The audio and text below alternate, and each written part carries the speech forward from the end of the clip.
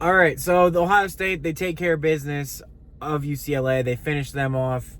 Not a whole lot. Lorenzo Styles did have a great punt return, and by the way, that was James Peoples with the hurdle, not West. So that was James Peoples. He had another touchdown in the second half as well. So he had two touchdowns today. I believe he's got 3 or 4 touchdowns in the entire season. So that's great for him. I believe he's a senior this year. So he's kind of filling in like the Master Teague type role this year, the veteran kind of leader in that group, the developing group, which I did hear a lot about the commentators saying how this was a developing running back room. This running back room is really good.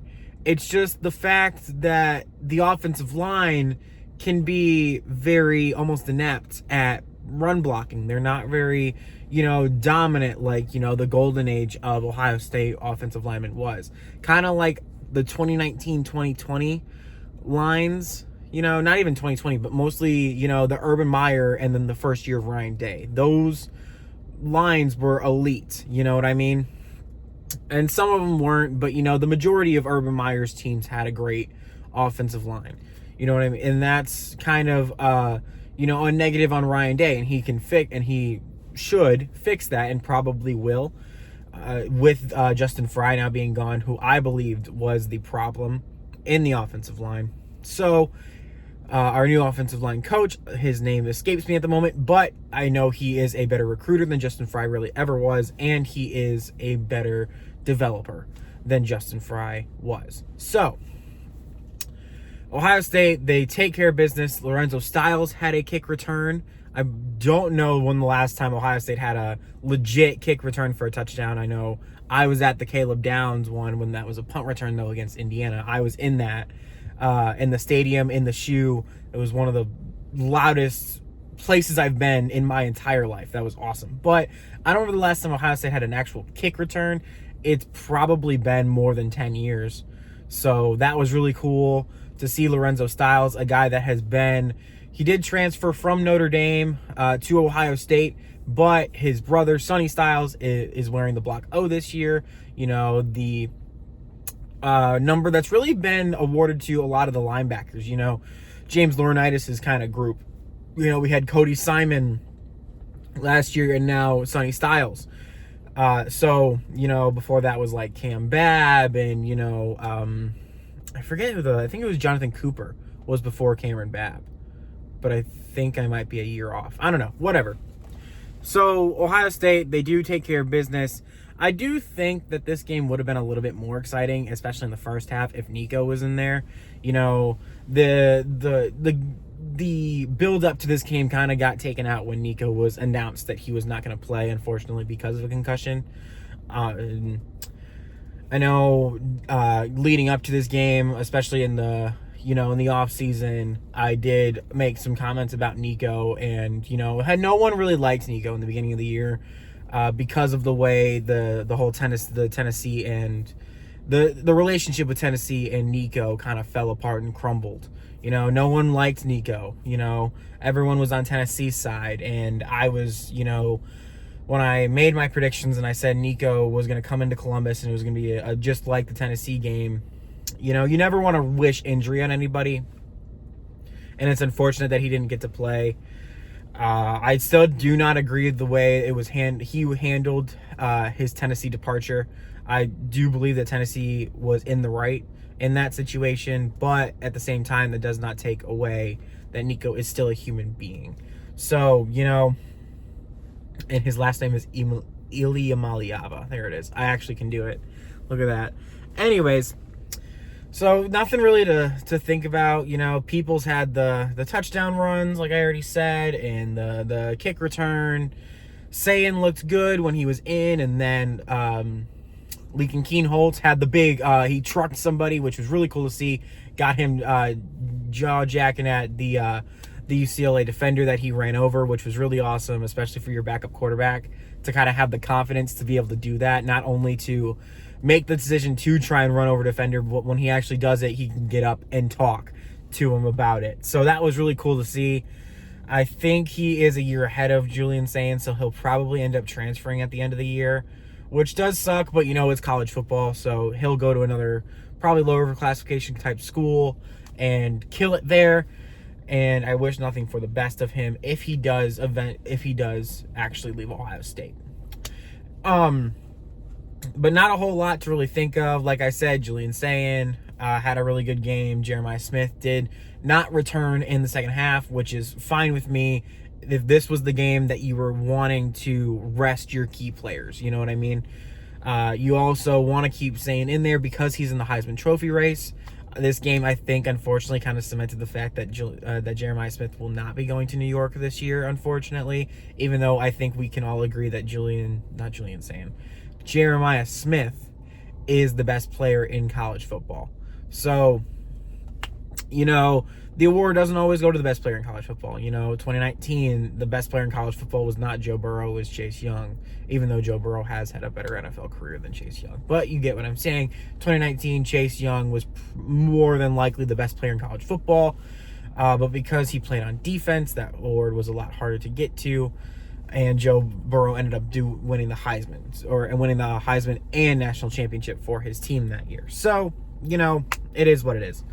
The best player in college football often does not win the Heisman. Now, last year, there is a genuine argument, and I think the Heisman Trophy I think Travis Hunter should have won the Heisman last year. There's definitely an argument for Genty, but, that's in the past. So, you know what I mean? The best player always, more likely, does not win the Heisman every year. So, it's whatever. It's either going to be down to Mendoza or Sayin. I think Ty Simpson, with his struggles in this week against Oklahoma, definitely showed some holes in his game that teams like A&M and Georgia, if they rematch, and teams in the playoff when they do play Alabama, they're going to take advantage of some of those weaknesses. And I don't think Simpson is really that quarterback where he is scrambling around and he's not the best at, improvising. In the Oklahoma game, he had a receiver wide open. I think it was on a third down too, had the first down, and he underthrew him, and it was an incomplete pass. And, Alabama, of course, ended up losing that game tonight. So I think it's either going to be down to Sayin or Mendoza. I think probably the winner of the Big Ten championship will more than likely get the Heisman unless, let's say Indiana beats Ohio State in the Big Ten championship, but Mendoza doesn't have a good game. And, the running backs have a really good game, and Sayin is throwing for 400 yards. You know what I mean? So that, that could very well, but more than likely, if Sayin does beat Michigan and Ohio State and Indiana both do go 12-0 and end up in the Big Ten championship, I probably think it's more than likely that the winner of that game will end up getting the Heisman Trophy. So, of course, I want Julian Sayin to win it. Kind of wanted Jeremiah Smith to win it a little bit more, but there's always next year. It'll be Smith's last year and Sayin's last year. Sayin does, for whatever reason, he does transfer. Let's not put that on the open, actually. I forget I said that. But, not a lot to really talk about in the game. But as I was watching the rest of the game, I was looking at the Michigan and Northwestern game, and I realized that Michigan's backup running back, so the running back, I forget his name, but their backup running back left the game. So their starting running back now with Haynes out, their starting running back left the game in the fourth quarter, something like that, with a shoulder injury. And that is bad for Michigan. That's really bad. Underwood does not have the receivers and the tight ends to be able to rely on him. People are saying how Underwood is not an elite quarterback, which he's not. He's also a freshman, so he's only going to get better if he does end up staying at Michigan, which right now, if Moore does get fired, that's even less of a possibility. So we'll see. But, if Underwood does stay at Michigan for 3 to 4 years, you got to be able to get some wide receivers there, and Michigan just doesn't have that this year. And their identity on offense is to run the ball. and be physical up front and set up play action. Can Michigan do that if their top 2 running backs are out for the rest of the season? It was one thing when, Donovan Edwards did not live up to the hype, but you had Khalil Mullings in the backfield last year. It was one thing when Blake Corum had his injuries and Donovan Edwards was able to take over games, like the game against Ohio State in 22, when they had both of them for the entire 2023 season, or the majority of it. I don't know if Blake Corum actually did get injured in 23. I don't think he did, but he very well could have, because he was kind of injury prone. But, Michigan was always great when they had that 1-2 punch. Now that their 1 and 2 are both injured, and I hope that, I never want to wish, like I said before, I never wish injuries on anybody. But, if both of them are out for the rest of the year, that's a huge blow to Michigan's offense. And I don't think Underwood can make the plays necessary for Michigan's offense consistently enough, especially against teams like Ohio State with the defense that they have. Now, could this be another last year, especially with Michigan being at home this year? They're going to have the crowd on their side. It's not going to be hostile when they have the ball. You know what I mean? So could Underwood have a legacy type game? Maybe. But we have to also remember he's an 18-year-old playing in the best rival, or the biggest rivalry in all of sports. So, Michigan right now, their identity is being questioned. Their strength and conditioning is not what we thought it was coming into the season. They've had some bad luck with the injury bug. Their wide receivers have not panned out as like we thought. There's no Colston Loveland on this team that has that tight end threat. Ohio State by no means should be, overlooking this Michigan team, because last time they did that was last year, and we all know what happened then. Of course, Ohio State did end up winning the national championship, but you always have that dark cloud over that season where Michigan comes in and plants a flag on the Block O, and that another 365 days of Michigan fans being able to say that Ohio State has not been able to beat Michigan since the pandemic, it's so long ago now. Like, that was 2019 the last time Ohio State beat Michigan. Now we can say all we want that Michigan ducked us in 2020, which I believe they did. I definitely think that Michigan could have played in that game, but they were just so bad that year that they wanted no part of that Ohio State team that had no fear of Michigan, because there was no world where none of those guys on that 2020 roster ever came close to losing to Michigan. Unless they were there in 2016, and all of them were freshmen, I think. So, that's not, none of them were playing at that.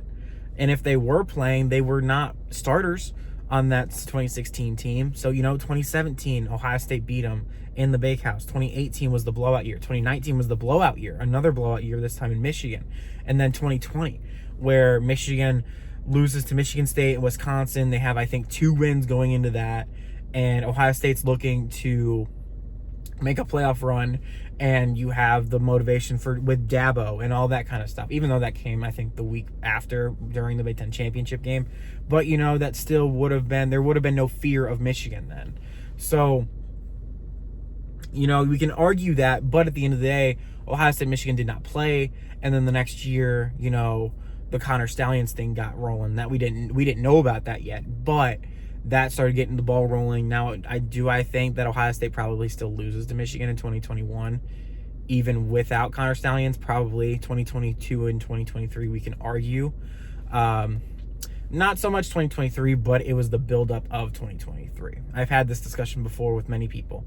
If 2022 doesn't happen, Michigan doesn't get the flips in commitments. They don't go to the playoff that year, probably.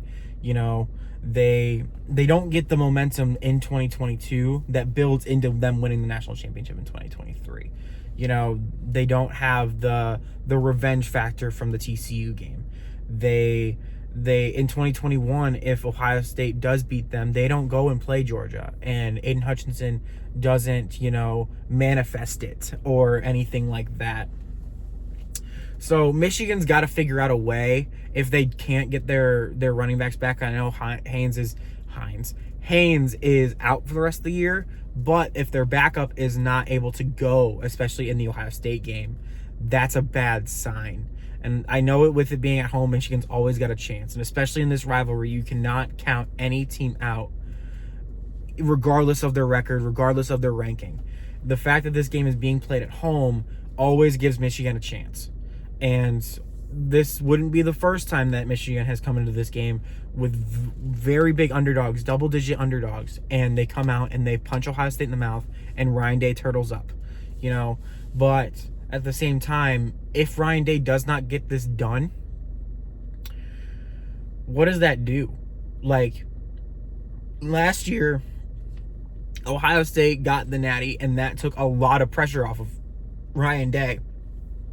But if Ohio State loses to Michigan, and then they got to go through basically the same thing that they did last year, except there's no Tennessee to really fall back on, because that Tennessee game was not like what it was hyped up to be. Let's be honest. Like, Tennessee had major holes in their secondary. That defense was a paper tiger last year. But, you know, you got to be able to make the opportunities. And this is an opportunity that this year that Ryan Day has to get that monkey off of his back. And, you know, Sharon Moore and Michigan are going to be ready for that game. They're going to want to ruin Ohio State's season for the 5th year in a row. And Ryan Day has said that on multiple occasions, where he said losing this rivalry is right up there with his dad, with him losing his dad. And while as an Ohio State fan, hearing that for the first time, being, yes, we love a coach with that emotion. He cares about us. He cares about this rivalry. At the same time, you're thinking, you take a step back from being an Ohio State fan, and you think, maybe he cares about this game a little too much. And that's why he kind of turtled up last year.